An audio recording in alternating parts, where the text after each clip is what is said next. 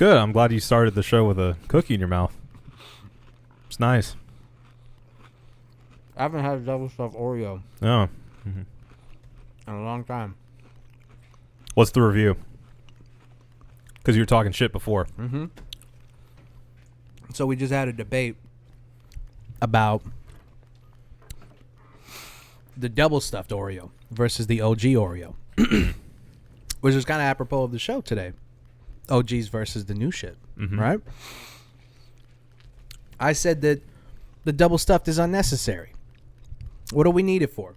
The Oreo cookie is, I mean, perfect. Yeah. Masterpiece cookie. Mm-hmm. And the cream to chocolate ratio, I think is perfect. You don't want too much cream. Too much icing. Well, some people might want a lot of cream. Too much icing throws the whole thing off. I'm not a fan. Yeah. It's not balanced. Yeah, I've never been a fan of icing. Icing as a concept, icing as an idea. I don't need the icing on my cake. Okay, just give me the cake. It's really just smooth sugar when you think about it. Yeah, exactly. There's nothing interesting about it. That's why I'm not a big fan of whipped cream either. I mean, I'll take like a little dollop. This is where our cars diverge. Is this where our Paul Walker and Vin Diesel go this way? Yeah. My opinion of you just died. Listen, Jesus Christ. Too dark. Too dark. A little dark. Sorry. I think, if you get like a mocha, fuck all, whatever. Sure. A nice little dollop at the top. You get a good layer. Yeah. For me, it's a nice hot slice of pie, and right on top. See, I can rock with that. Yeah. It's when people like just go and it's coming out the top of the thing, and you just like, do you want some coffee with your ice or whipped cream, or people who can spray it directly into their mouth? Yeah, I've never done that. Oh, you fucking animals. It's mostly for the gas, the compressed air inside. Get a little high. Now, I'm not going to say that I haven't done that in a sexy manner. I don't know how it could be sexy for me. I'm saying straight out of the the can. No, I mean like on top of Old Smoky. On said person. You just take a paw full of Cool Whip. Or just mush it into it. Yeah. This will be sexy. You put it in your belly button. Speaking of that, double stuffed Oreos. Right. What do you think? Okay. I think either they changed the formula or I was wrong. Because it's nice. It's nice. It is. It is nice. It is. It's not too much. Yeah, it's not. I thought maybe when I was a kid and, they introduced the double stuff and you're like, whoa, fucking, you kidding me? Extreme. And you get it and then you're like, I just want the regular ones. Yeah. Were you ever one of those kids who did the take it apart, lick it? I was about to actually talk about that where you don't really need double stuffed because all you have to do is take two apart and put them together. Yep, absolutely. You have the option already there with the original version. But see, this is America though. Why? So, Why do any of that kind of work when you can just capitalize on the thing that people are already doing? Yeah. Speaking of, do you remember the giant Oreos they used to come out with? They're like giant cookies. Fucking hated it. Giant cookies. Yeah, I didn't like it. Not a fan. Too much. Not a fan. It was too much. I don't like when. I know that there's a whole thing about Oreos going crazy and they're doing like rainbow and confetti and like red velvet. Lady Gaga. And like, have you seen the reverse Oreo? I don't think so. Yeah. Was it? It's white on the outside and then chocolate on the inside. Interesting. For the birds. That's what it is. That's what it is. Don't mess with a good thing. Yeah. You make a chocolate chip cookie and then you start putting like other shit in it.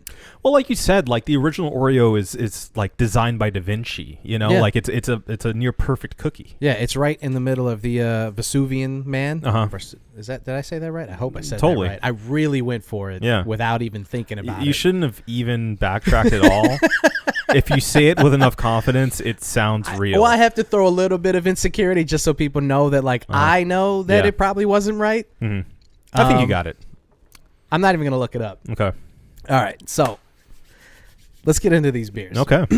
So we're recording. I mean, by the time this comes out, it'll be St. Patrick's Day. Hey. So, well, hopefully anyway.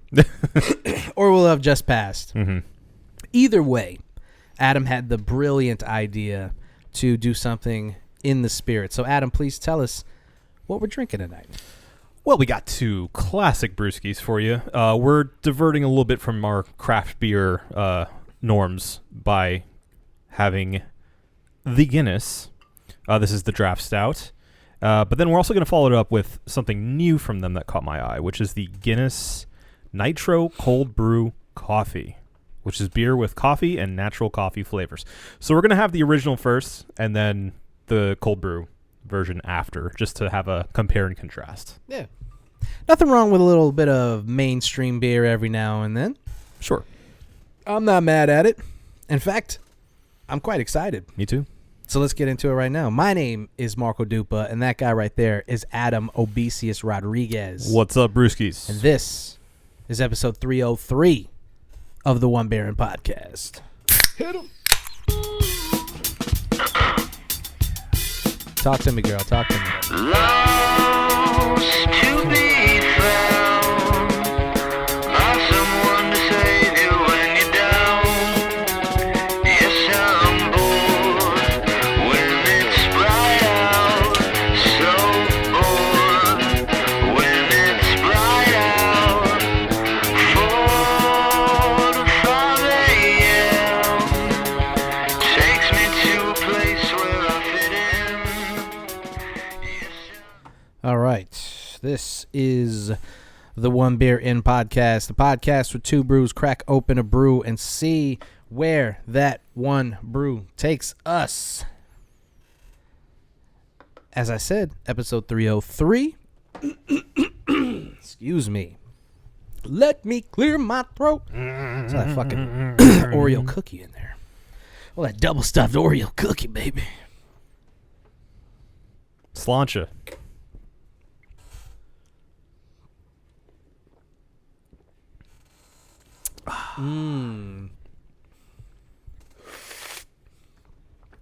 That's what you grow a mustache for. Mm-hmm.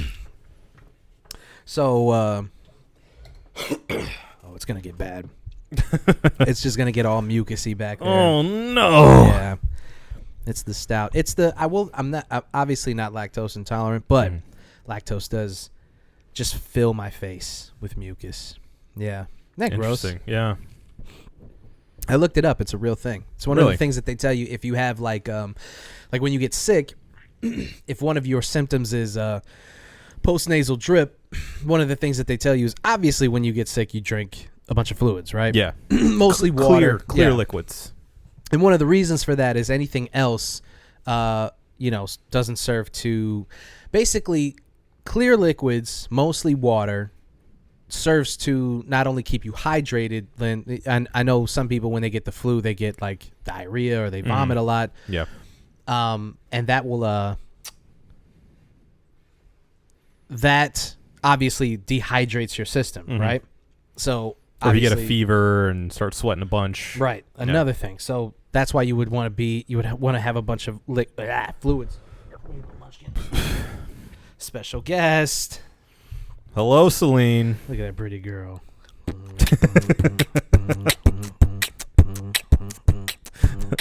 This is working so well for our audio-only listeners. Oh. No. Oh. God, no.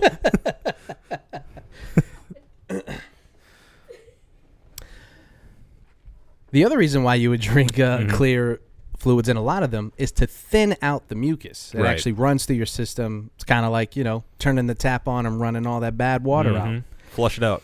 And milk serves to thicken the mucus. Interesting. It does. Wow. And which is funny because a lot of people, this whole trend of no longer drinking cow milk, and it's all these, they put all this stuff in there, and I don't really want to go down how gross people they really. I did that before it was cool. Yeah, you were on that trend of you riding that. You were on the tip of that wave. Yeah. So, anywho, I we're getting down to the wire here at my current job. Mm-hmm. And I know that I've been kind of teasing me changing jobs and, where I'm at currently in my life and all that jazz. And I'm not going to go into it fully right now because that would basically take over the whole show. So, but I did want to, because I've been teasing people. Mm-hmm. I've been teasing the fans with talking about my current job situation. Because, I mean, I usually come on here and just dog out I don't care. Complain for a good half hour. Yeah. Mm-hmm. So that's what I'm going to do now. Okay.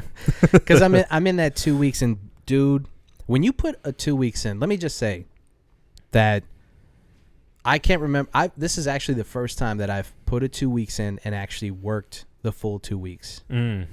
I'm 30. And it's bad. Yeah. How's it feel to have to phone it in for 10 days? You're basically just you're just a zombie for 2 weeks. But let me ask you this. And it's a bit of a leading question. Does that freedom and that ability just to like be a ghost there not feel great at the same time? If yes and no.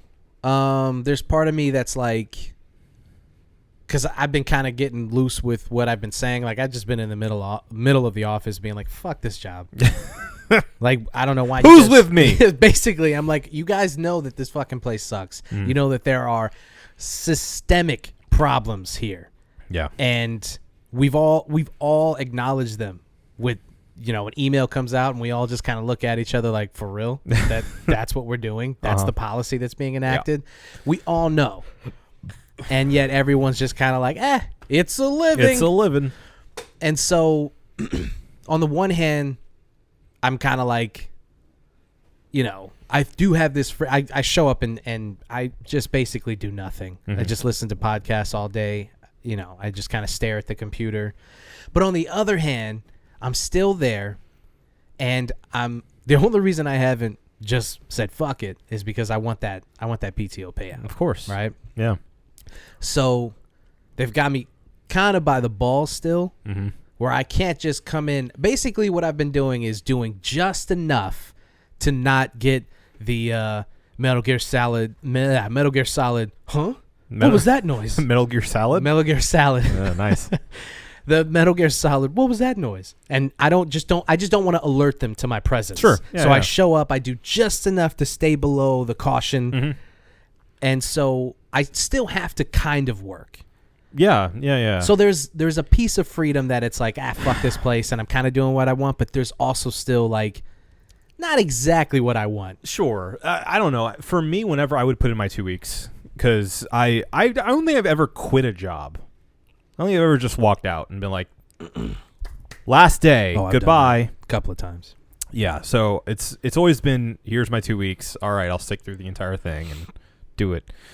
For me, I always just felt like you can't hurt me anymore. Yeah. Like I don't Yeah. care. Like, no, you can tell me what to do today, but like whatever if you say I'm doing a bad job, I don't care. Yeah. I'm here. I showed up. I'm doing my job. Yeah. Yes. That feeling definitely is there. It's like the last week before summer in school, Yeah. like You there's no teeth in this No. bite. You have nothing I'm on me. coasting now. Yeah. And no matter how bad you make it in these last 2 weeks, I'm gone. Yeah. I'm not going to be here anymore. You're not my real dad. You're not my real dad. I had to leave early a couple of days ago. So this is obviously during the 2 week period. And before I left, I told my manager I didn't just dip. Because again, I mean, I'm showing, for me, if you know me personally, I am showing an incredible amount of restraint. Yeah. They have no clue the things that I've done at previous jobs. I'll flip a fucking table over. You're famous for it. They just have no idea how much restraint I'm showing by showing up on time, mostly. Yeah. And working mostly. From minute to minute. They just have no idea. So I had to leave early, and I told my manager, I'm like, hey, I got to dip out of here. I got, blah, blah, blah, blah, blah. I had a real reason. I wasn't just leaving early. Yeah. And so they go tell HR. HR comes back and tells me, they're like, can you, do you want to go talk to HR real quick before you get out of here? Sure. Why don't you have a seat? I go into the office, and they're like, hey, so I understand that you need to leave early. And I'm like, yeah, I have a meeting, just kind of popped up, so I got to get out of here. And they're like, so we just wanted to make sure that you're aware that in any normal circumstance, you would have to get these hours approved in advance. Mm-hmm. You would have to tell us, like, this wouldn't be approved. Yeah. So just so you understand that, like, you can leave if you have to, if you need to get out of here, but just know that you agreed to work to this date. Right. And so you technically still work for us. So I just wanted to let you know that. And I was like, okay. I'll remember that for next time I'm employed here. Thank you. Exactly. Dude, I was so, like, part of me wanted to be like, listen, don't even worry about it. I won't be here tomorrow. So don't even. Yeah. You could just get the paperwork going right now if you feel the need. And I was just so, I didn't even know how to feel, because I was like, are you trying to intimidate me? Are you going to call the 2-week notice police? Exactly. Like, what was the point of you bringing me in and shaking me down? Do you not know who I am? Like, dog, you have nothing on me. I don't want to be here. And next week, I won't be here. Why are you telling me this?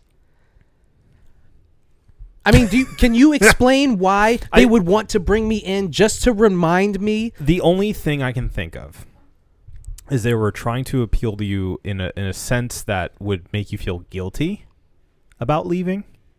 I feel no guilt. I know. I just mean period. I know. They don't know you like I know you. But yeah, that's really the only thing I can think of. Maybe they were trying to intimidate you and say, like, you should really stick around.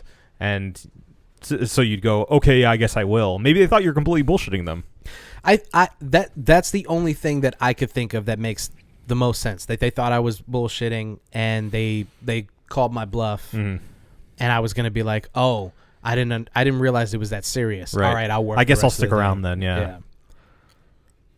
Just such a strange thing, dude. I've never experienced that. The during the 2-week shakedown. Usually it's like, well, you're not usually around for the 2 weeks. That's true. That's true. You've missed the shakedown every time. That's very true. The last time I put it 2 weeks in, it was on like an off week. And so I told my boss, I'm like, hey, I found a new opportunity. I appreciate everything. Blah, blah, blah. I went about it the right way. I didn't just go in there like an asshole. And I was like, so this is me putting my 2 weeks notice in. And so they hadn't made the schedule yet. And I was like, so, like, what do you want to do? Like, next Friday after the next? And they were like, well, I mean, I haven't made the schedule yet, so. Bye. Like, it was nice knowing you. We don't need to do this. Yeah. And I was like, okay, perfect. See ya. Yep. I was young. I didn't have insurance or anything, so it didn't matter. Yeah. I'm pretty sure that's how my Outback job went. They were just like, all right, well, we just won't put you on the next schedule then. Yeah. See ya. Make it easier for everybody. We just, just tell us on an off week. We don't care. Yeah.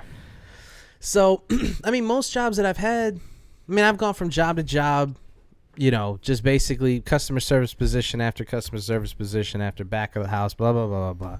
We're just going from industry to industry. Yeah. And none of them, I've never been at a place where I've worked and thought, I owe these people something. Mm-hmm. As shitty as that sounds, like I've never been at a place where, I've had nice coworkers. I've worked with people who I really like, and then, but for the most part, I've worked at places where I'm like, I don't owe these people anything. Fuck this place. Yeah. This place could burn as long as no one's in this building. This place could burn to the ground tomorrow. Nice save. Yeah. Exactly. And I just didn't care. And I don't care now. I don't care about this one. So I'm like, again, you guys have no idea how lucky you are. I could have just got up and walked away. Maybe it's this forbidden knowledge you have of how easy it is just to forgo the 2 weeks that's eating at you. Because for me, it's like 2 weeks. 2 weeks is nothing. I feel instantly better the second I walk out of that manager's office, going, "All right, I'm gone," and like I'm whistling Dixie and feeling great. You know, like there's nothing. You can't hurt me anymore. You know, how many times has the job? You can't hurt me anymore. But I would get that if I didn't even bother doing that ever. It's like a cheat code. Yeah. You know? Yeah. So maybe you're so used to forgoing that formality that even the bare minimum of this formality no longer makes you feel anything. You're a monster. Yeah, I am. Definitely. Okay. I feel no emotions, no pain. Yeah, that's what I feel no pain. That's what I figured. No, I mean, I think you make a good point there, because the fact that I've never done it and the fact that I'm doing it now only really serves to illustrate why I've never done it before, because this is such a fucking waste. Not only that, but a 2 weeks notice usually is for strictly the company's benefit to help transition. I mean, obviously for your literal benefits, it helps so that, you know, there's no lapse in your coverage. You go from the next job and everything is all good. You get paid out for everything. Right. But a company could just as easily just pay you out. Sure. They choose not to you know, grab the testes. Yeah. So don't tell me that like I need to do this to get the PT. I know that I literally do.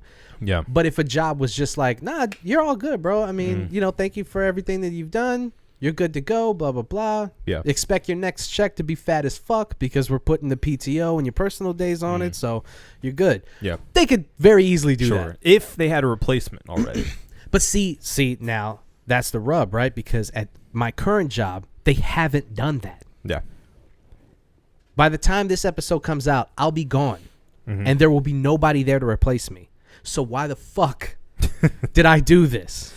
If they weren't going to bring someone in for me to train, to take over my position, which, for the record, I would have happily done.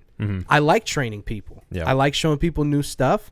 I like being the big brother, like, here, this is how you do things. I love that. I would have happily done it. Yeah. I mean, it's just to buy them just that extra little buffer time, I feel. Yeah. But it's like, use it, dude. Use it. But I mean, it's one of 1,000 reasons for why I'm leaving in the first place. Exactly. They don't have their shit together, so that's it's evident. Just indicative of like how this company has been run, and how they continue to run it. I mean, the people in my position, if I hadn't told them, they wouldn't know. So there's you know, there's different departments. The department that I was in, there's only a couple of us, and if I didn't tell them, I could have just the next day have been gone and they've been like, where's Marco? Oh yeah, that's right. He put his 2 weeks in 2 weeks ago. He's gone now. Here's what we're gonna do. Like, why are you not taking advantage of this time? I don't know, dude. You know what? None of your concern. Yeah. Don't worry about it. Now, definitely not. Apathy, my friend. Oh, I'm chock full of it. Yeah. Apathy, indifference. Yeah. Other things that mean I don't care, and don't have the means or the feelings to care. Well, fortunately, you're moving on and moving upwards, and that's all you can really hope for. Yeah. Right. Have you ever? I mean, you said you've never put it 2 weeks in. Have you ever had a job where you wanted to quit? Of course. I mean, like on the spot, like throw the apron down or throw the fucking. Oh yeah, just be done. I mean, speaking of Outback, there were a few times. Yeah. Where I'm like, I don't get paid enough to deal with this garbage. Yeah. Outback in Oviedo. Yeah. Oh yeah. Trash, dude. The entitlement of people who go to Outback in Oviedo. You don't know entitlement until you have to host during homecoming, and you have what appears to be like from central casting, the high school bully who comes up to you upset because he says he specifically reserved a specific table when he did not. Because I took the call. And I remember, friend. I remember. Yeah, I wanted to walk out that day. Yeah. Because this is a very specific memory. Oh, I think it's one of those memories that stays with you and you just randomly get mad at, you know? Yes. Because obviously I couldn't do anything about it. I'm just the host. I sit them. I literally just had to go, okay, well, sorry, this is where we had you placed. Yeah. So fortunately, the server was able to come in and like figure something out for them. Fortunately, he put him in his place, which was great. And that's always nice. It was so nice because the kid tried to get in his face about it, and he tried to be tough. Yeah. And the server was like this, like a guy who kind of looked like beef jerky. But he was like in his like probably early 50s, late 40s. But like almost like a cowboy type. Real thin white guy. Yeah. But you just talk like this. Yeah. No nonsense. Set him in his place. Yeah.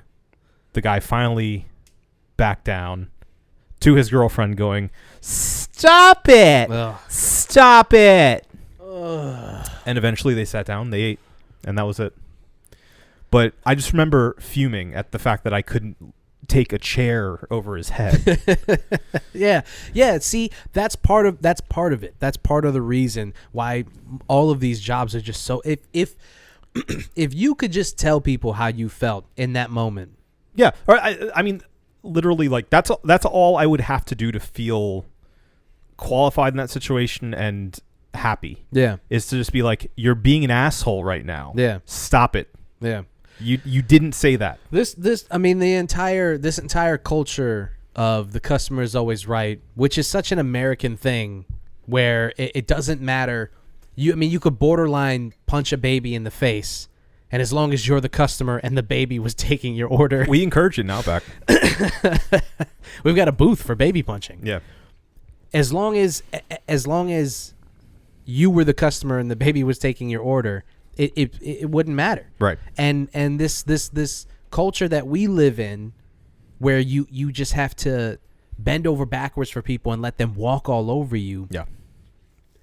I just don't understand. I mean, I'm obviously not advocating to just, curse people out and tell everybody off who needs to be told off. I'm not encouraging that. There is a professional way of telling somebody to go fuck themselves. And we all know how to do it, especially when you start working in a corporate environment. You know how to professionally tell somebody to go fuck themselves. And you should, in a customer service position or a retail position or a front of house restaurant position, any of that stuff, you should be able to professionally tell somebody, look, sir, I don't know what you want me to say. This is where you're sitting. If you don't like that, you can leave. Yeah. And I understand that the entire concept is to bring in as many customers as possible. Yeah. But as a company, there has to be a level where you should have that person's back. There has to be a level where you're not going to allow people to take this much damage. You have to believe that a huge reason why so many of us are so mentally fucked up from these jobs is because all day you have to just take it brutality that you wouldn't accept in your normal day-to-day life. The minute you clocked out and you saw that person and you knew that you could just talk to them the way that you wanted to talk to them and they wouldn't go back into your job and tell on you. If you saw them in like the mall the next day and you'd be like, you know what? Fuck you. Yeah. By the way. So it has to contribute to our general state of being as a generation. Yeah. A generation of people who are told, just pull yourself up by your bootstraps, put the money in, and one day you'll be somebody. By a generation that is also looking down on every entry-level position that you can get. Well, I was there 30 years ago, so I can talk shit about you to your face. Exactly. That was one thing I appreciated about my let's see, it was my second agency job.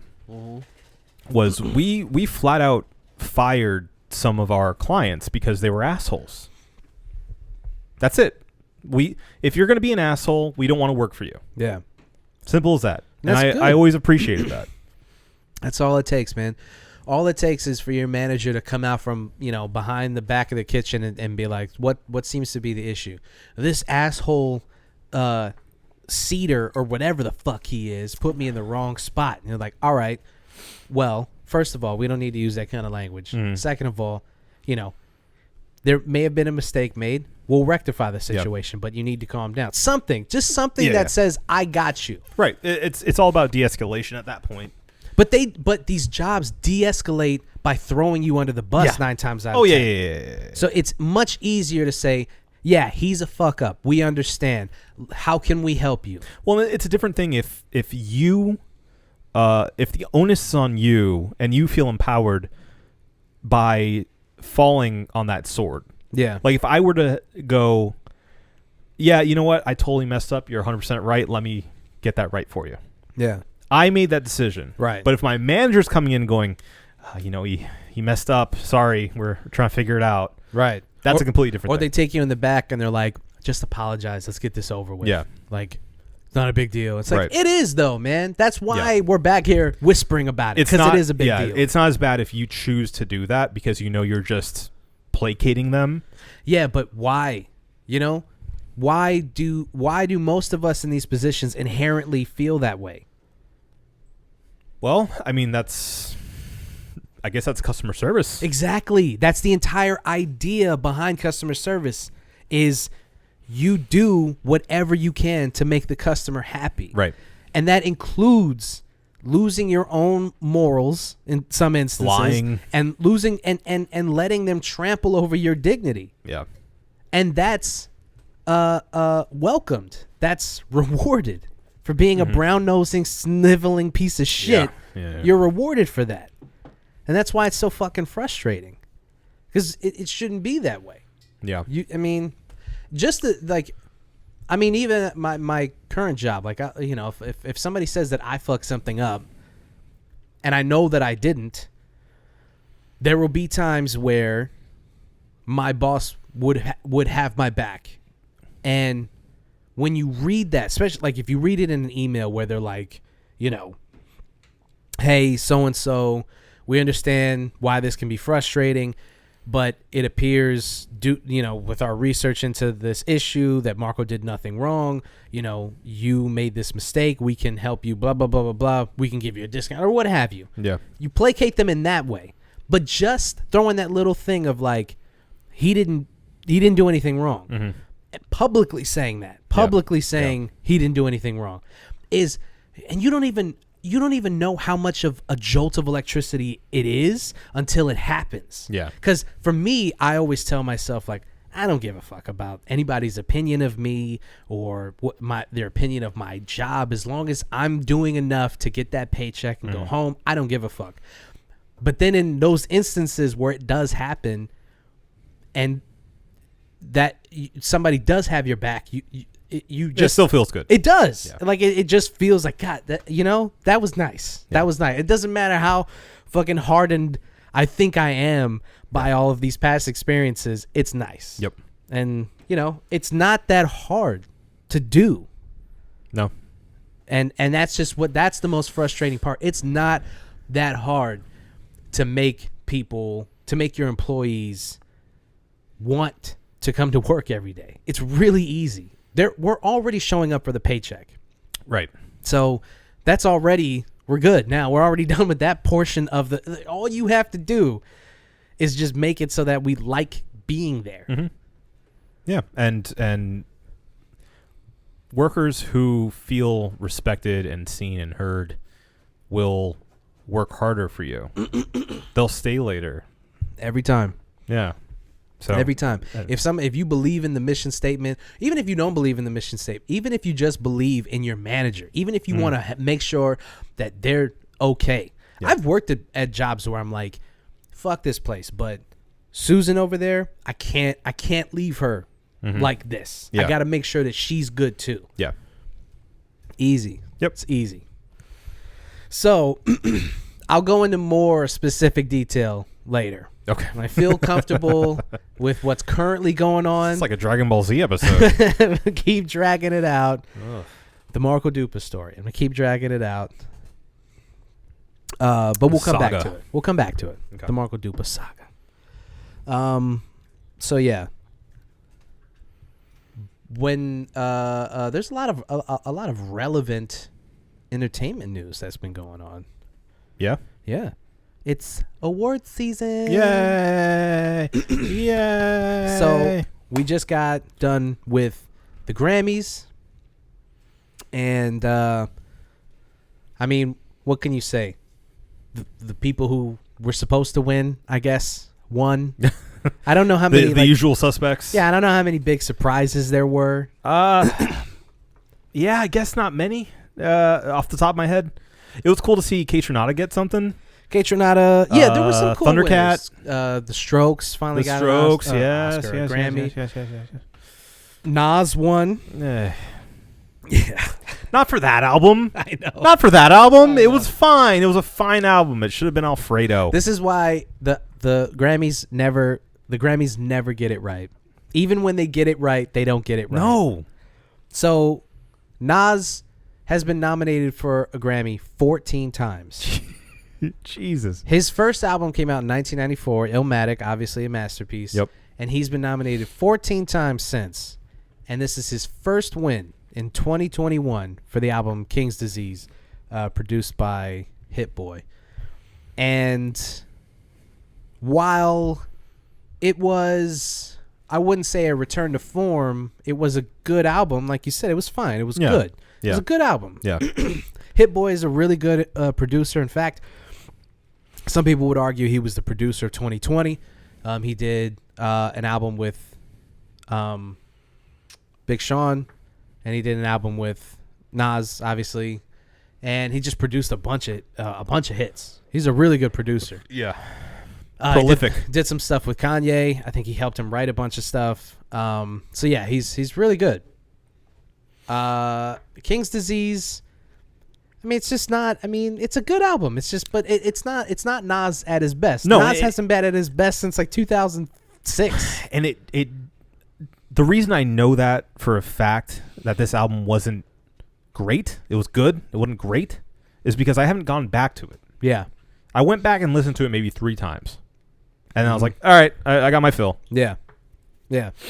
But what you just mentioned, though, the one that a lot of people, obviously you, myself included, felt should have won for best rap album of the year was, I mean, Alfredo, man. Of course. Freddie Gibbs, The Alchemist. It was the best album of the year. Yeah, it's great. I called it the best album of the year, period. All genres. Yeah. I thought it was the best album overall that came out in 2020. But the Grammys obviously didn't think so.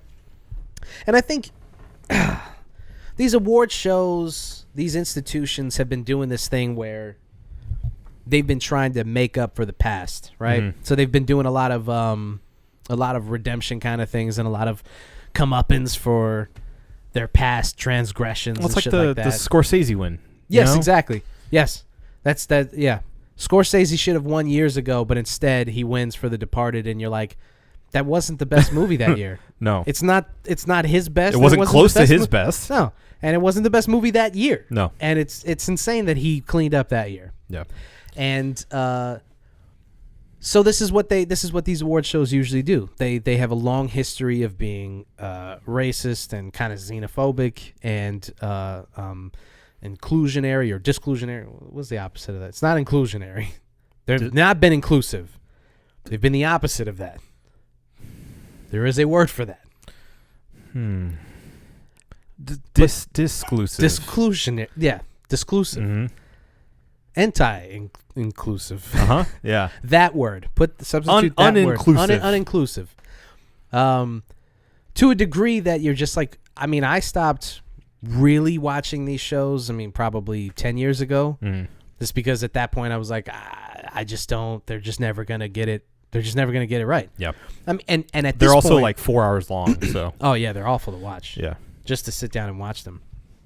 So in 2020, I think 2020 and beyond, for example, you'll never see Macklemore beat a Kendrick Lamar ever again. I don't think that'll ever happen. Just because of how much controversy it caused. It just won't happen. You wait until the next white rapper. Yeah, they could have put that fucking Machine Gun Kelly album in the rap category, and he fucking would have. I know. I don't even think it got nominated for anything. I didn't hear about it, yeah. Maybe it did. Maybe it did like Indie Rock Album of the Year or Alternative. They don't call it Indie. They call it Alternative. Yeah.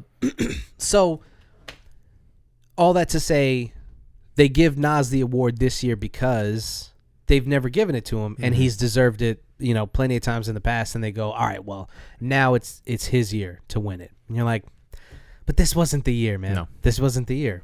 This was the year where you could have done something crazy, like give it to the person who deserved it. Yeah.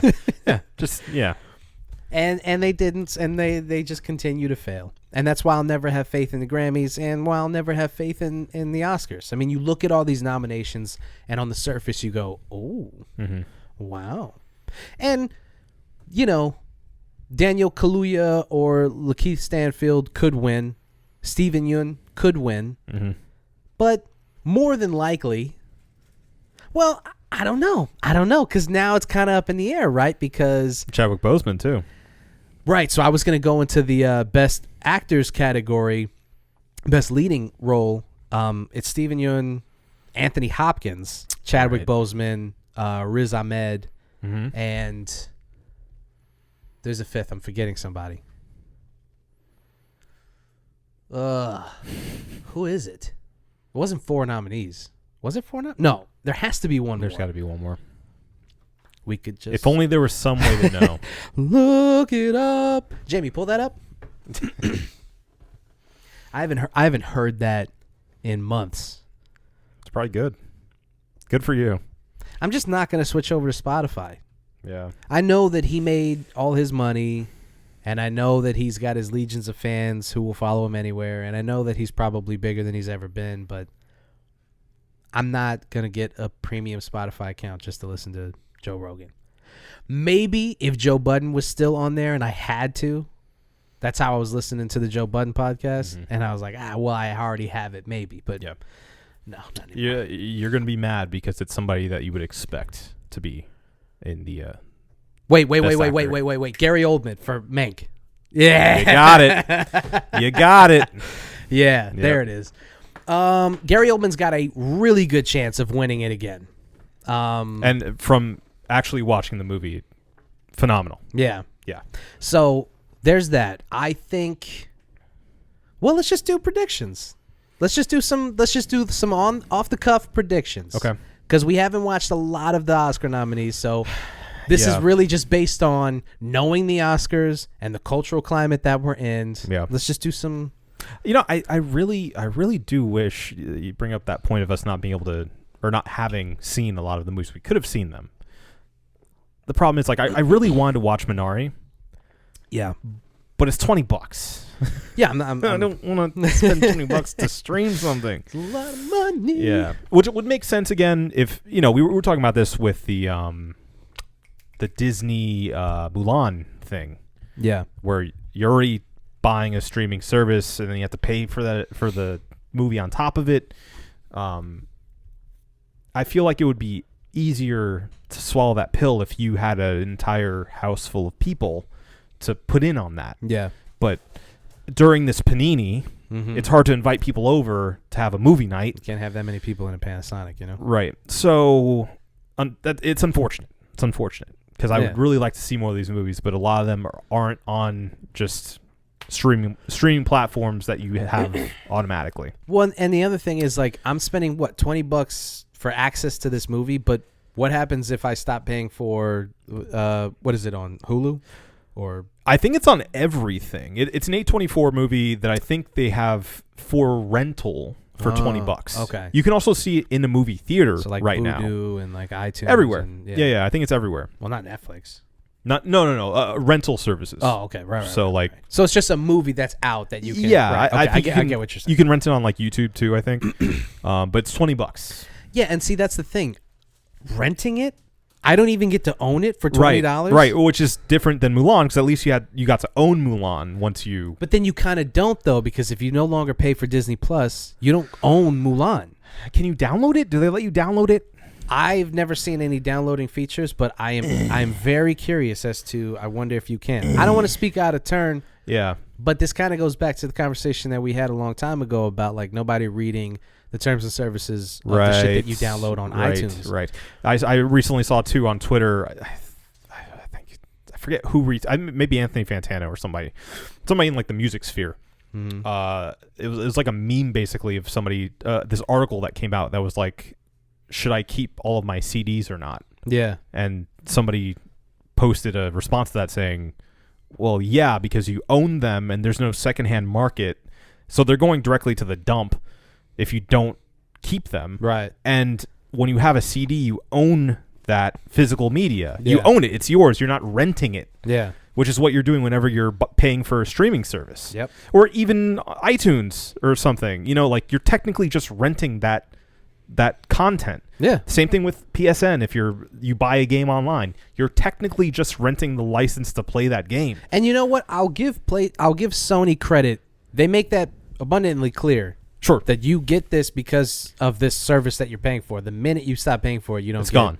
it. Yeah. And in the past, these services haven't done that. They've been very weird and vague about the fact that you don't actually own these things. You're paying to own them. Well, I'm not even talking specifically about PS Plus. I just mean buying stuff digitally. Oh, yeah, right. Same. You Yeah. still don't technically own that. No. So it's hard because if you're buying a hard copy of a game nowadays, you still don't really have anything in that disc. It's essentially a download code more than anything else. But if you have a CD, you have that. That's it. It's That's there. That's the thing. It's like having a record or having a Blu-ray. Mm-hmm. It's there. It's on the thing, printed on the thing. Yeah. So you have some ownership over that. Yeah. You don't have that with any of the other things. Yeah. Anyway, tangent. But that's exactly what's going on. People don't seem to realize it's like, yeah, you can spend that $30 on Mulan, but you spent it for a temporary download code. Basically, you've spent money just to unlock a thing, just to unlock a door that was DLC. Like, that's all you've spent that money on for your Disney Plus. And so it's like I want to support these artists, but at the same time, it's like, all right, man. But at what point does supporting these artists also benefit me as the consumer? Because if I fall on hard times, I've got hundreds of records. Right. I've got hundreds of CDs. Yeah. I've got DVDs and Blu-rays. So if I bought those things, I supported you, and also when life gets hard for me, I still have those things. I still own that shit. Yeah. I can benefit from those things. Right. But this whole, and it's not their fault. It's not the artist's fault. It's the culture that we're in right now. You have to do what you have to do to survive in these times. But it's like, fuck, man. It's like, I mean, wet my beak a little bit. Like, give me an incentive other than just being able to watch the thing. You know what I think's kind of inevitable at some point, especially if people don't really end up buying a lot of these like premium purchase day and date with release date content. I see them having like a Disney Plus. Yeah. Where you pay maybe double the amount and you get to stream those for free. Yeah. You know? Yeah. Which I love that too, that kind of false advertising of like, you can do this for free now. Now that you paid for this thing, now you have access to this. And it's like, you put it behind the paywall. Right. But it's yours now. It's like, as long as you keep paying. There's nobody else back here. You lock that door. Right. Who would do that? Huh. Weird. Just found these keys for this door. Weird. $30. You can have them. Come on. So yeah, it's difficult to be able to keep up with all these things. I mean, most of these. Well, that's another thing is like a lot of these movies are on streaming services. You know, Yeah. Judas and the Black Messiah, Yep. Promising Young Woman, Mank. Isn't Nomadland on? I don't know, but if you tell me something I have, I'm gonna be Amazon. excited. I think it's on Amazon. I've been wanting to watch that one too. I think it's so on Amazon. I'm gonna just run through and probably watch all of them that I can get my hands on. Yeah, I'm at least curious about the vast majority of ones that are nominated. Yeah. I'm really. Sound of Metal is on Amazon. I don't remember. Amazon or Hulu, one of those two. It's one of those, but it's Yep. up there. So Yep. I'm really interested in that. That one looks kind of. It looks so fucking sad though. Most nominees are. I know, that's the other thing. It's like fucking just nominate a superhero movie, man. Yeah. No happy Put a movies for nice you. movie in there. No. Fuck, they're all so sad looking. Yeah. Well, Borat, that got the girl, the journalist in the movie. She's nominated for Best Supporting Actress. Yep. Borat's nominated for Best Adapted. Also, by the way, I'm confused. Why is it adapted screenplay? Did he write a book, I don't know. or is it because it's adapted from the TV show? Yeah, Maybe from the maybe but because that's of that. but that's not. I mean, That doesn't seem right. this is a wholly original script. There's not like the Ali G show is over. So Yeah. it's not like Borat is a thing that he adapted this from Right. for this new thing. Yeah, it's not like a stage play or something. Yeah. So, but he's an adapted. He's not in original. Let me think. One Night in Miami is on Amazon. By the way, Regina King snubbed. They nominated one of the actors. Two of the actors? No, I think the actors got snubbed too. But One Night in Miami got nominated for something. Mm-hmm. Best original or best adapted screenplay. I heard overall it got pretty snubbed. Yeah. I think it got adapted screenplay. Regina King didn't get director, which is ridiculous. I haven't seen the movie, but it's like if it gets all these good reviews, a screenplay getting nominated doesn't make it inherently a good movie. Right. I mean, it was well written, but that doesn't mean that it was well acted or directed or produced or what have you. Sure. Yeah. But if a movie gets nominated for best movie, it has to be attached to best director. I'll die on that hill. It doesn't make sense that a movie is the best movie of the year, But not directed well. But how does that? Yeah. Can you explain to me how that makes sense? Unless the script is so out of this world, cuckoo bananas, that it overshadows any blandness that comes from the direction of the film. But I mean, Or the acting itself is so good. but usually if something like that occurs, you usually see that. Like when Leo was nominated for J. Edgar, and the movie sucked, but his performance was so good that he Right. got nominated for Yeah, that, yeah. right? So I just can't imagine a universe in which a movie is so good it deserves to win the Oscar for Best Film of the Year, and yet the director wasn't good enough to get nominated. Something actually just came to mind is Ma Rainey, where the direction of it wasn't out of this world, I would say. We talked about it at length, but I feel like the performances and the writing are so good that I could see that as a Best Picture nominee. I could see it getting nominated, but I mean, obviously not having seen the rest of the nominations, so it's hard to say which one would be better. I couldn't call Ma Rainey the best movie of the year. Viola Davis's all of the performance really, but Yeah. Viola Davis and Chadwick, obviously, we already talked at length Right. about how good we thought their performances were, which elevates a otherwise fine movie to great because of their performances, right? Yeah. So I can see how that movie could get nominated, but there's no fucking way it could beat. There's no way it could win Best Movie of the Year while also not being the Best Directed Movie of the Year, while also only being bayoued by good performances. That just, to me, doesn't make a lot of sense. Yeah, I get where you're coming from.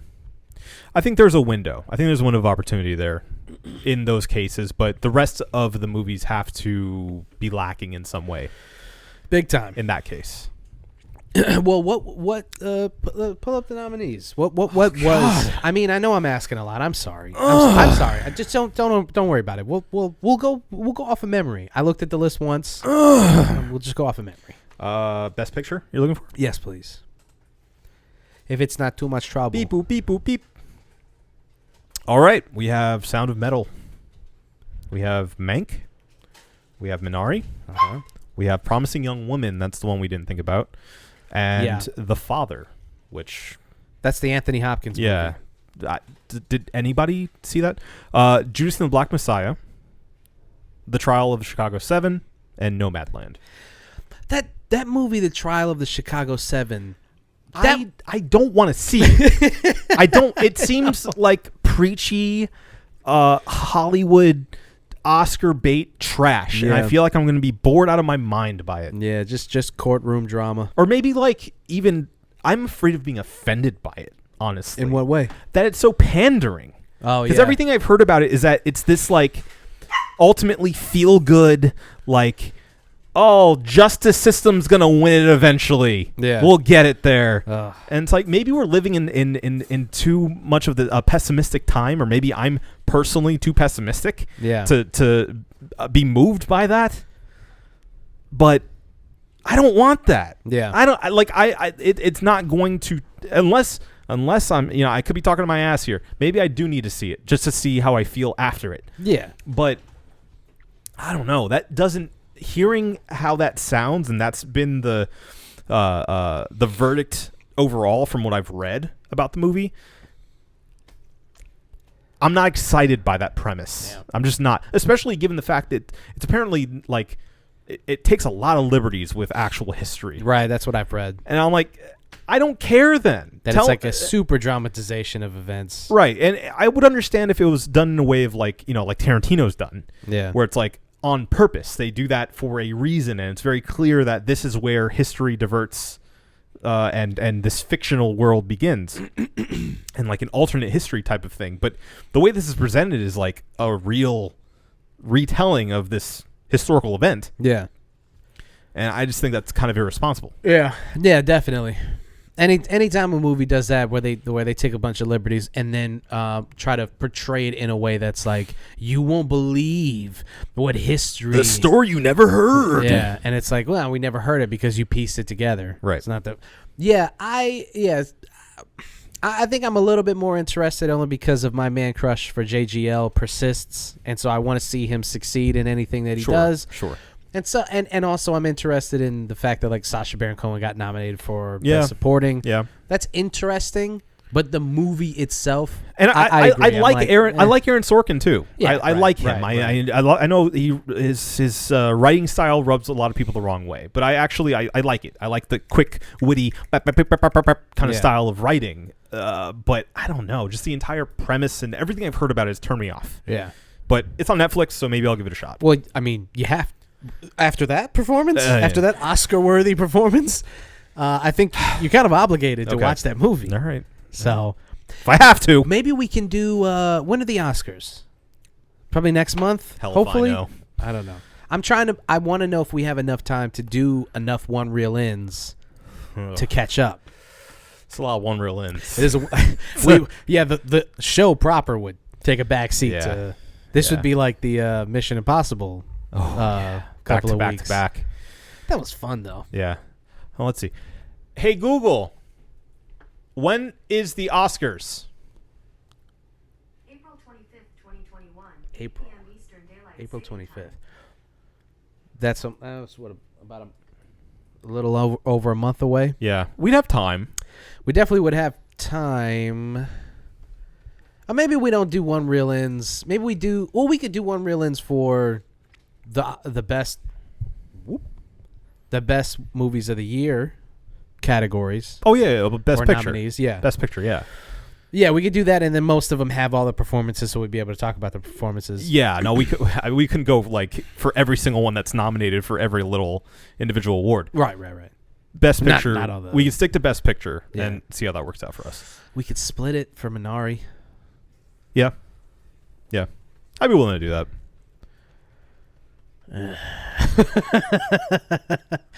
Maybe. Yeah. Maybe.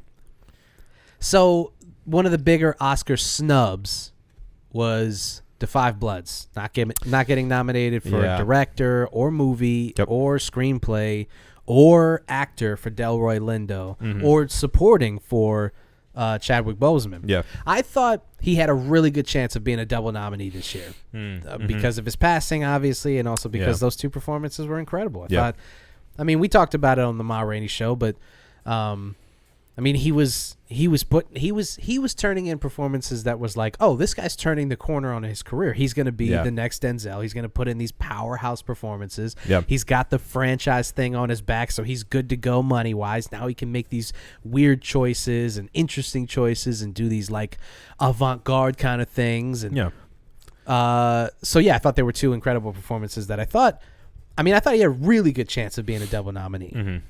I think, I mean, only in my opinion, obviously, but I think his performance in Ma Rainey outshined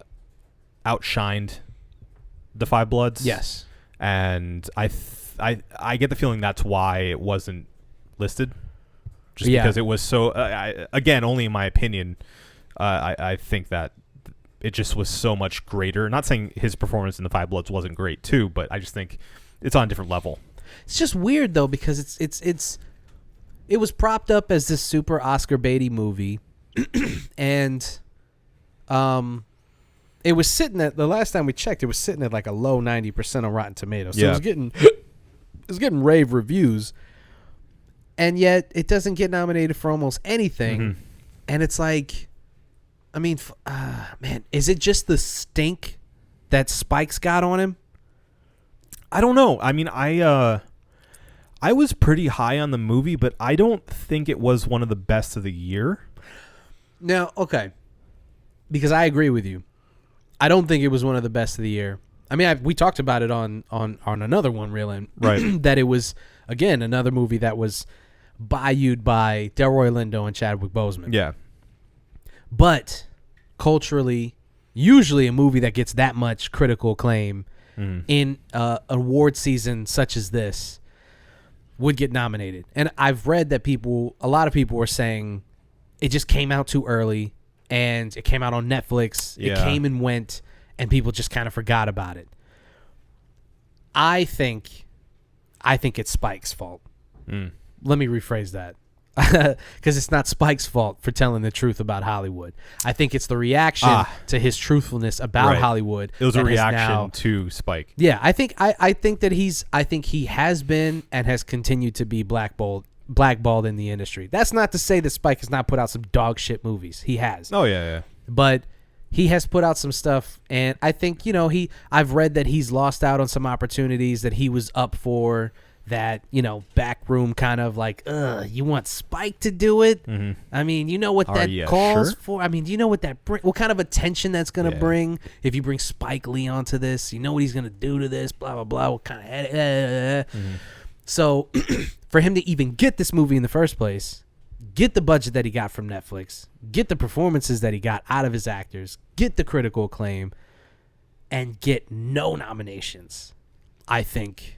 kind of proves, in my eyes, that there's a little bit of blackballing going on there. I think so. And I don't think it helps that there were so many quality movies, surprisingly, that came out in this kind of pandemic era. Yeah. So it wasn't like there was a lack. I mean, any of the ones that I just listed off for Best Picture, from everything I've heard, like, they stand up, and they seem like they would based on who's involved, and critical acclaim. Yeah. So if there was like a weird outlier that like really like you got Batman vs Superman in there, right, then I would be like, okay, well, yeah, it's 100% clear that like they're snubbing him on purpose. So the conversation is, what movie would you take out? Yeah. And substitute the Five Bloods in? Right. Which again, I mean, I like the movie, as we've said at length. I don't know. It didn't stick with me that much. There were performances that did. But the movie itself, I don't know. It didn't quite live up to my expectations of a Spike Lee joint of a Vietnam drama. Yeah. I feel like it could have been better. I still think about it sometimes. There's moments in that movie that really stick with me. The pretty obvious revelation that it was Delroy Lindo's fault. Spoiler. I mean, you could see that coming a mile away at the first scene when you understand what's going on. You go, oh, it was his fault. Yeah. Like, come on. He's on edge. What? What's he so upset What's he about? on edge about? Oh, because it was his fault. Mm-hmm. That was pretty obvious. But that scene when you actually see it, the landmine scene is pretty fucking crazy. Yeah. The end shootout was wild. Like there's still scenes that like flash in my head. Maybe it's because I've only seen a handful of good new movies this year. I've mostly just been watching either New Girl or old movies that I've seen 1,000 times. Yeah. So so the new shit is sticking with me more than maybe it's that, or maybe that the movie is just so arresting that later we will look back on it and go, it was better than we thought. Maybe. I do remember. I do think of those moments in that movie, but it's just dragged down for me by all of the uneven parts. Yeah. That were also thrown in there. Yeah, and you've got these filmmakers who are just so fucking pressed to make a movie that's like 2.5 hours long. It's like, dude, it doesn't have to be. If you want to cut out 20 minutes of the movie, you can. Yeah. If you need to hit this 2-hour art house time length on your film, fine. But there's nothing wrong with cutting out 15 to 20 minutes of the movie. Yeah. Like, it just some of these things just don't need to. I mean, the entire. Well, we're not going to do a rehash of the. Nope. I was just going to try to get us out of that. So anyway, there's a lot of movies on that list that, like you said, this award season is actually filled with movies that seem to be deserving, and the competition seems to be tighter this year. Yeah. So it's not as if Gary Oldman or Anthony Hopkins, the old white dudes, are a lock this year. They've still got a good chance because Oscar's so white, but it's not as if they're a lock. You've got a lot of diversity. But then you've got, stuff like Judas and the Black Messiah, where the two leads of the film, one from what I understand, Lakeith Stanfield was submitted as the lead actor and Daniel Kaluuya was supporting actor. And something weird happens.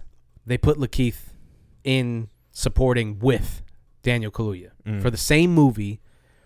It, to me, doesn't really make a lot of sense. How do you have the two leads of the film be in the best supporting actor category? Yeah, my understanding was that the Academy was able to choose what category they would be placed in. Yeah. And it just so happened they were both placed in supporting. That just doesn't make any sense. Yeah. Because it's not about runtime. I would need to see the movie to know how much screen time each of them share. But it's not about that. Because Anthony Hopkins won, and he's barely in the movie. Uh-huh. He's barely in the movie. Right, for Silence of the Lambs. Yeah. Yeah. And that happens a lot where an actor is barely in it and they're put in the lead actor category. I'm not saying it's a race thing. Could be. I just think it's a strange thing. I think it's a weird thing that's happened with this movie that they've done this, because it leaves this void, this plot hole, if you will, of like, well, who's the lead in the movie? Yeah. If they're both supporting actors, how do you justify this? The only excuse I could find other than it's a race thing is that neither of them deliver a performance on the level of a Hannibal Lecter. Mm-hmm. And they're both kind of just in sort of an equal setting of supporting this movie. Okay, now same level. Let me ask you this then. Does that mean that supporting actor is a subcategory to leading actor? Because my understanding has always been that the supporting actor role, or the supporting actor nominee, was not that the performance was less than, but just about the fact that like their literal role in the movie was to support the plot or the main character, or to do things to move the story along as opposed to being the main story. That's a good point. But then at the same time, you could also look at it like, well, you can't be the leading role if your performance is not good enough. Is it a quality thing, or is it just a logistical thing? I don't know. I feel like they move the goalposts for every movie. Definitely. It's almost understandable to a point, because the form of a movie has a lot to do with how those performances are laid out and written. And I feel like it can be a different story for each movie, but you have to have some form so we know what the rules are. Let me throw this at you.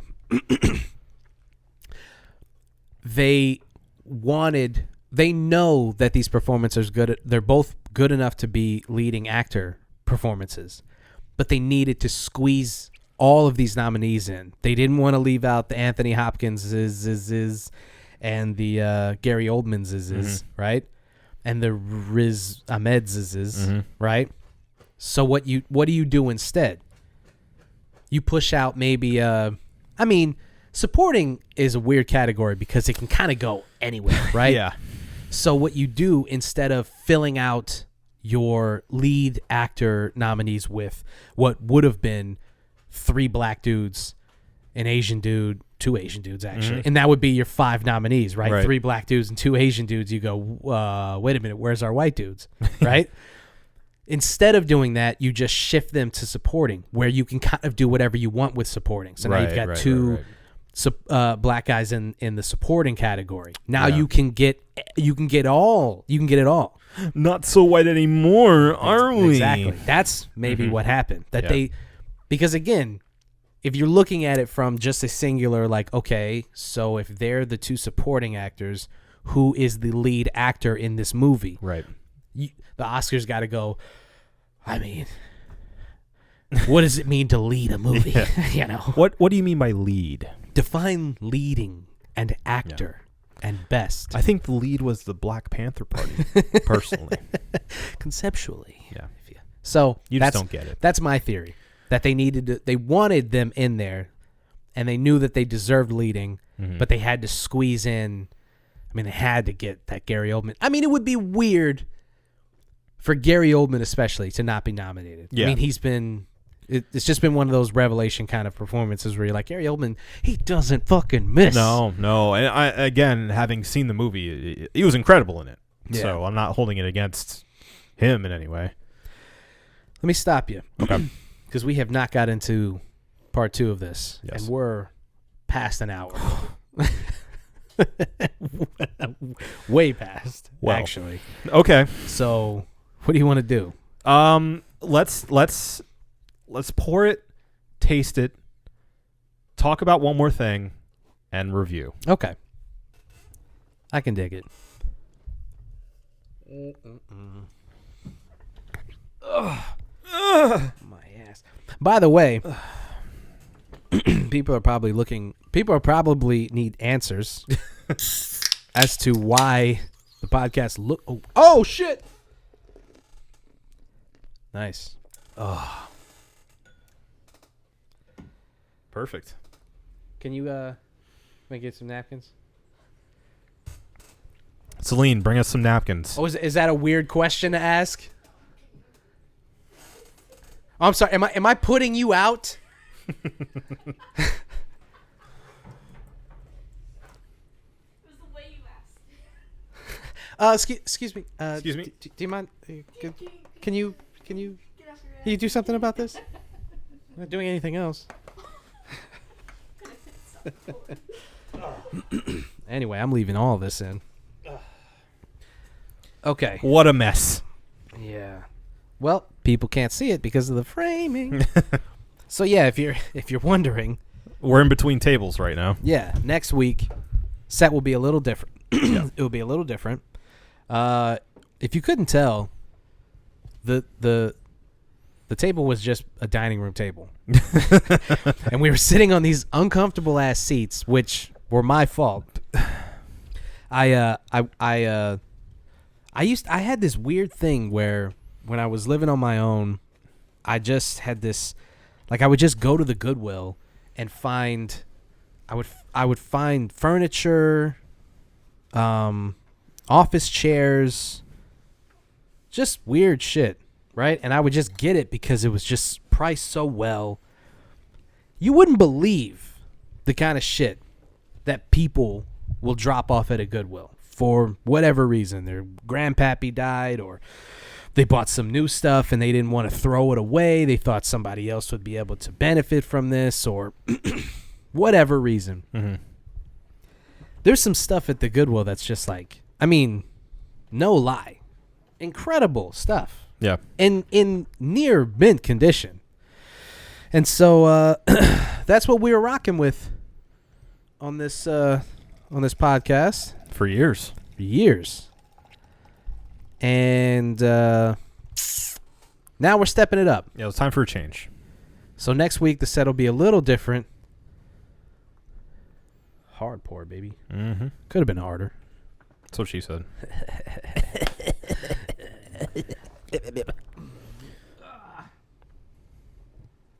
I'm sorry, this is a fucking mess.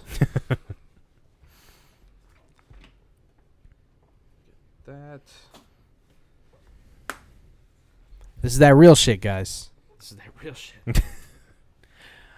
I guess as a reminder, we're drinking the Guinness Nitro Cold Brew Coffee, beer with coffee and natural coffee flavors. 4% ABV. Okay. All right. Oh, sorry about that. Our knees touched. And I liked it. Our knees touched, and I liked it. Well, they can now. We can get even closer if you want to. That's all right. No? No. You sure? Yeah, it's okay. I'm just saying. No. Somebody's got that good juju flowing through them now. You got the vaccine. Oh, yeah. I thought it was a good segue. I wasn't sure exactly what you intended to say I had flowing within me, Marco. I got a little worried there. Yeah. Yeah. I don't know where your mind could go with that. Many places, apparently. Yeah. I got vaccinated, baby. I'm gonna put cheers there. Thank you, Bill Gates. So, do you want to talk about how and why? Why you were eligible? Yes, I do. I would love to. Yeah, let's talk about it. Is it because of my chronic disease? No. It's other stuff. Is it because I'm 65 and older? No. It's other stuff. Is it because I'm an obese man? Could be that. Amongst other stuff. Yeah. So this was the first time that the fat helped. Fat saved my life. Yep. So I went to the doctor, and I go, so you think I can get the paper that says I can get the vaccine? And she goes, well, they're very specific about what you can get it for. I'm like, well, do you think, ankylosing spondylitis would be eligible for that? Because, I'm on Humira, which brings down your immunity, which seems like a bad thing during a panorama. Yeah. And she goes, okay, well, let me look at the sheet of paper here, and I'll see what's eligible. And she goes, well, I think we can get you in. Like, okay, great. Yeah, your BMI seems to be high enough that you're eligible. And I said, thank you. I appreciate it. But yeah, so I was indeed eligible. And, she could have lied to me and just said, yeah, no, it's because of your chronic disease. But no, it was the fat. That's because you're fat. Uh-huh. It's because you're fat. Yeah. So anyway, So I got my form and I got it signed. let's explore how fat you are for a second. No, no. Are you Oprah? No, the entire idea behind that is wild. Yeah. Wild to me. I mean, my BMI is crazy. If I went to the doctor, they would be like, why are you not vaccinated? What are you doing? You need this. My BMI is it's not good. So but it's insane that that's one of the things where you're at the doctor's office and she's like, I mean, I don't know. It's kind of strict. They've got a lot of, there's not a lot of reasons why. And, they're very tight-lipped on the blah, blah, blah. She comes back and she's like, yeah, this'll do. So, we're in the midst of a weight loss challenge, which, I'm going to be honest with you. I could be doing better on. Yeah. Surprise. I had a bad week last week. We're getting back on the train. Yeah. But it's just that's wild to me, dude. Over 65. Shit, I'm spacing on the phrase. When you have immunocompromised? No, not that. But yeah, that must suck too. But no, when you have the fats? pre-existing conditions. Thank you. I don't know why I couldn't fucking. But yeah, stuff like that. And then just being too fat. Too fat, yeah. And they're like, fine. So I think some places allow you to get it if you're a smoker too. That just seems irresponsible. Yeah, I think so. I think so. I guess I understand because it's one of those things that, like, if you're more susceptible to getting it, you can give it to other people too. Yeah. So it's one of those things like if we knock one extra layer of the population out with the vaccine, then there are fewer people to infect other people. Interesting.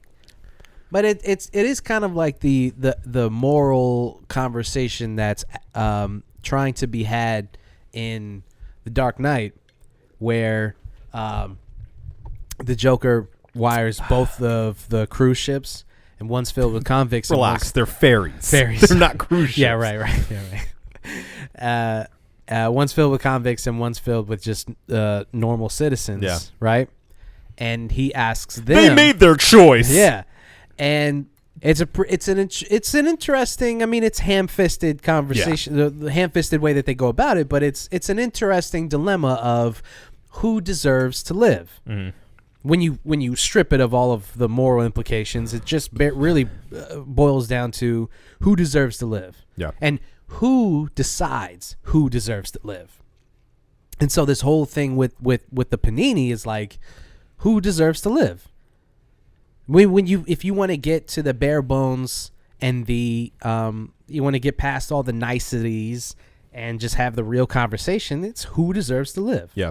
Who gets protected first? That's what we're talking about. Yeah. As shitty as that sounds, and who and it's really fucked up on who gets to decide that. Yeah. And why they decide it. And even more nefarious than that is the conversation of what is your protection worth? Because the entire the argument of the right is essentially we can't survive this economically if we stay shut down forever, right? Yeah, right. Which is true. Right. But then the question becomes, when do we deem it safe enough for people to go back to work? Right. When can we open the economy back up fully? And who and what are we willing to sacrifice for that? Sure. Because then you're talking about something real, but not physical in a sense in the economy versus grandma. Mm-hmm. You know?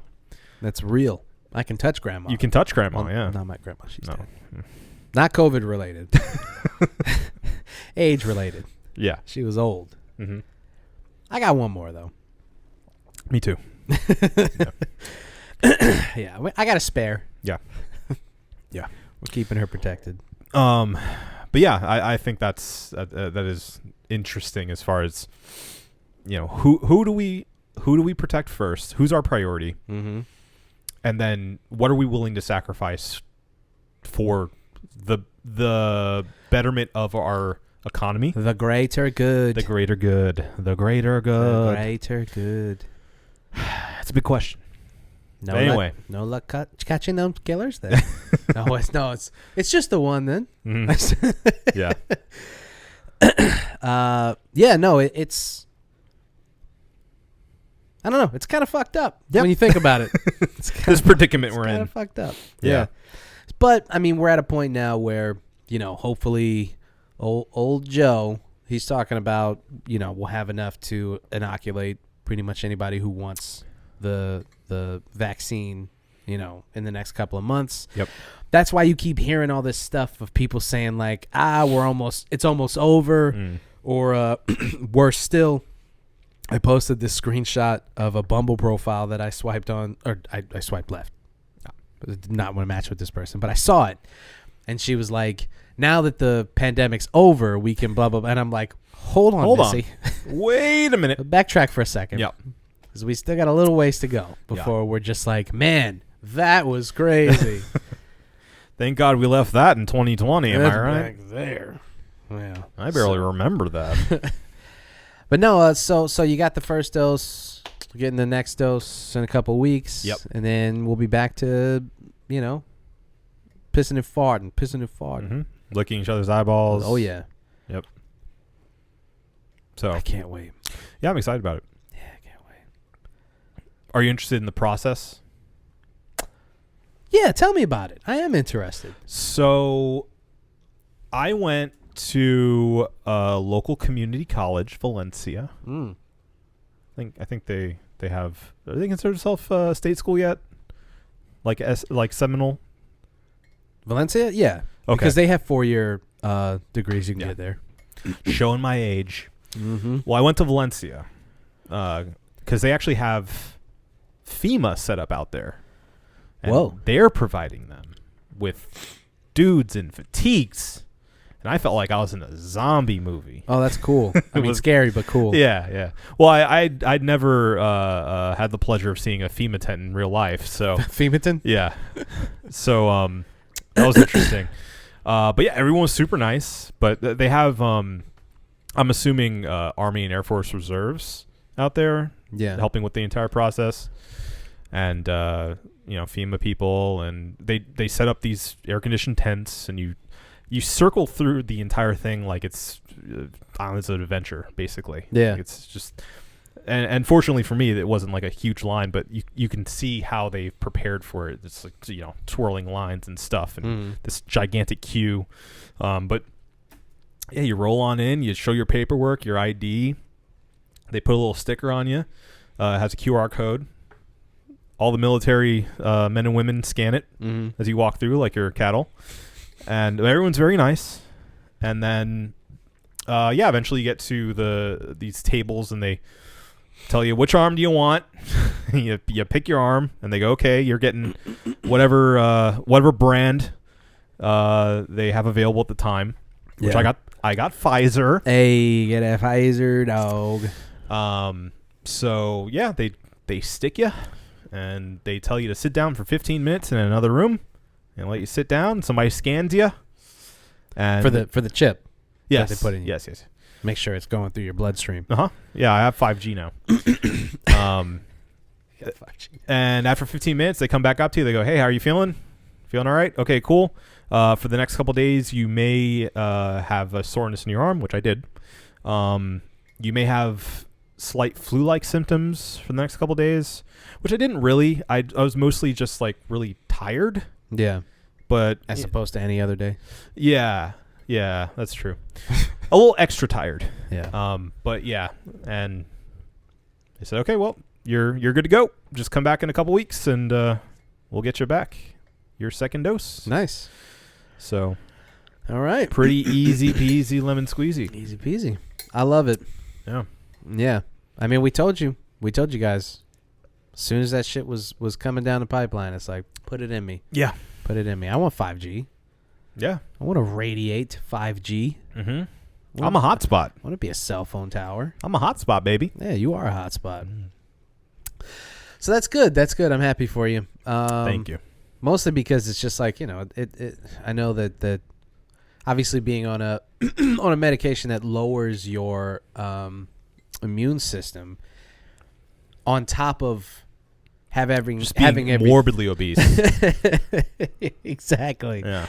I was gonna say everything else that was going on, but that's what I was describing was Yeah. everything. All else. this going on. Having all that on top of it, I mean, it's got to, this is obviously a thing that I hopefully can relieve a little bit of stress. Where it's like that's one less thing I have to worry about for now. Well, and I feel it wasn't necessarily about me getting it, which is a relief. Don't get me wrong, but it was more so the fact that I know that my grandma now has it. Yeah. My dad has it. My mom has it.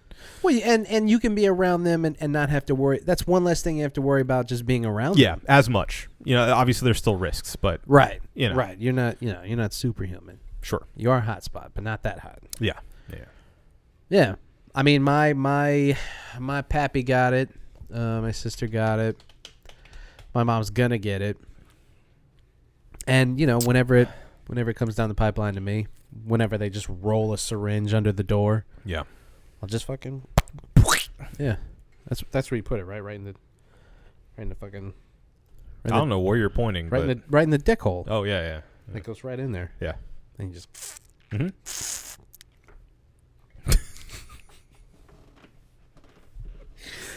You want to leave? I want to leave. You want to leave? I want to leave. You want to get out of here? Can I leave? No, you can't. Not before we review these beers. Okay. So, tonight's beers were from the Guinness Brewing Company. You know it. You love it. Maybe, I don't know. Guinness. It's one of those things, we've done Guinness and Guinness adjacent beers before. Just as like either I don't know, celebratory thing, something to be kind of get interesting with it. It's for most people the first stout that you have when you're kind of getting it, even when you don't really understand. I mean, relax, okay? We've established I'm obese, You Marco. get the vaccine I and you can't think control that you can myself. just like knock shit over, and you think you run the fucking place. That was my 5G.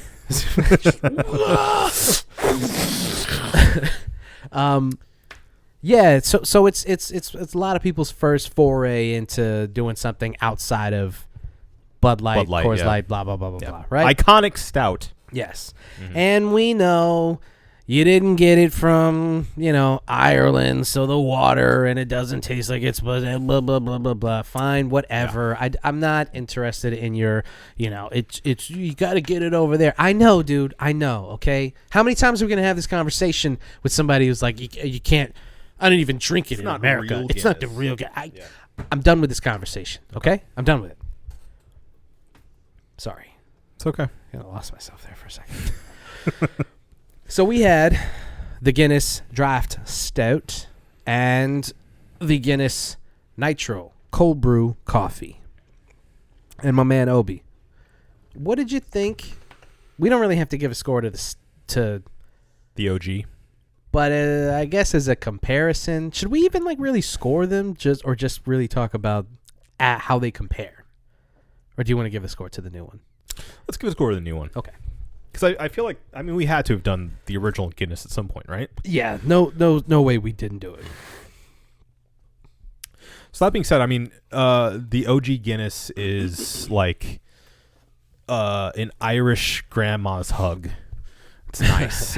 it's nice. It's pleasant. It's very pleasant. After having many imperial stout and milk stout and all other varieties therein, Guinness takes you back home. Yeah.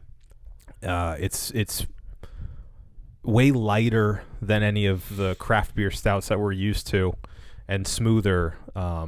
But that's a plus to me. Mm-hmm. I like it. It's sort of the Coca-Cola of beer to me. Wait, Guinness is? Yeah, it tastes the same. Excuse me. It tastes sort of the same wherever you get it. Right. And it's a known quantity. Okay. It's like McDonald's. Like it. You know what you're getting with a Guinness. Okay, so it's in that tier of beer where you kind of know what you're gonna get. Yeah. I would say along there with like a Budweiser. You know, like Right. it is what it is, and it's only that. Yeah. Like you don't go there for anything over the top or fancy. It's very smooth. It's by the numbers, but that's its benefit. Damn it. Right. You know that's what makes it good. All that being said, I don't know. Just as a peripheral Formality. if you will. I'd give it like a 4. I'd give it a 4. The Guinness? Yeah. It's comfort food. It's nothing crazy over the top. It's very smooth. I enjoy the fact that it's nitro-infused, which gives it that creamy smoothness. But I really enjoy the fact that it's not super, super strong. Okay. Super easy drinking, super smooth. It is what it is, and that's all that it is, which I appreciate about it. Okay. I'm gonna give it a 3. I mean, for most of the same reasons, but it's like, I mean, it is kind of hard to start drinking better, more interesting stouts, and then go back to Guinness and truly believe that it's on the level of some of these other ones that we've had.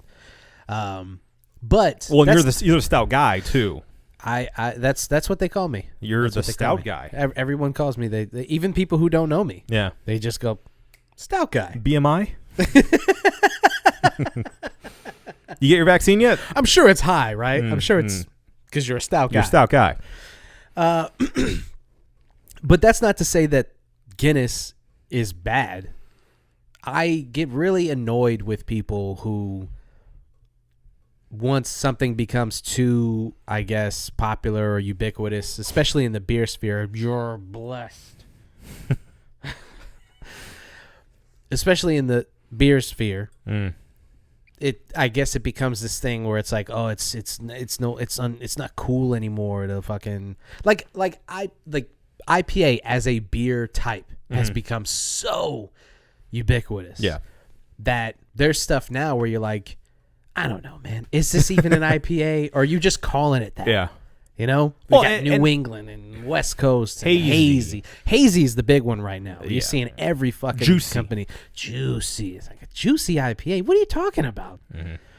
So it's one of those things where it's like, oh, once you get past a certain point, you're like, oh. Well, we faced a little bit of that with the last episode where it was a good IPA, but we've had so many that taste basically the same. For sure.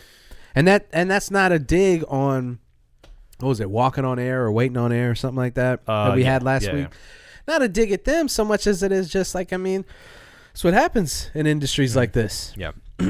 But like you were saying, I mean, it's comfort food. Yeah. It's there when you need it. It's always going to be there. Yeah.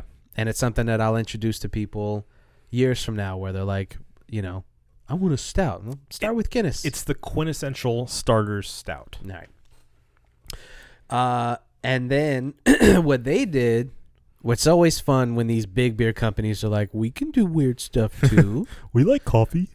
They created their nitro cold brew coffee Guinness. And, I mean, I'll give them credit. Tastes like a fucking nitro cold brew, dude. It does. I mean, if you just remove that little bit of gas that's in this, that gives it just enough carbonation that you know it's not just a coffee, Yeah. I wouldn't be able to taste the difference. Yeah. There's a little bit of bitterness. It's very creamy, very smooth. Yeah. I mean, every morning I get myself a cold brew and a little treat, and it's really hard to discern the difference. Yeah. I would give this a 4. Okay. I think this is I mean, it's an obvious choice to do something like this with a Guinness. They marry well. Yeah. And it's when you've got the backing of such a large company behind you, it's kind of hard. I mean, you got factory after factory after fuck, I'm just spacing on words, man. These aren't even that. They're not even. No. They're low. What is the thing when you're doing a commercial, but you need a test group before the commercial, or a product? You need a. It's like a. What is it? Focus group. Focus group. Focus group after focus group after focus group. Yeah. That finally gets you to this taste. Yeah. And you know that it's been funneled through system after system to get you here. And so it should be what it's advertised. Yeah. Right? And in this lucky instance, it is. Mm-hmm. So I give it a 4. For all those reasons, I'm giving it a 4.5. I gotta give it a little bit higher than the OG because, like you said, it just pairs so well. It does. I feel like those flavors just. Mm-hmm. That was sexy. Yeah. All right. Oh, jeez. So a 4 and a 4.5 for you for the Guinness Original and the Guinness Nitro Cold Brew, and a 3 and a 4 for myself for the same beers. You ready? Yes. Let's get out of here. This has been the One Baron Podcast. For myself, Marco Dupla. For Adam Obesius Rodriguez. The luck of the Irish. Thank you guys for listening. Drink delicious beer. Like, share, and subscribe everywhere podcasts are sold or listened to. And always, always, always have a beautiful evening. Oh, my shillelagh. Is that racist? I don't think so. Okay. Is leprechaun a race? Not that I know of.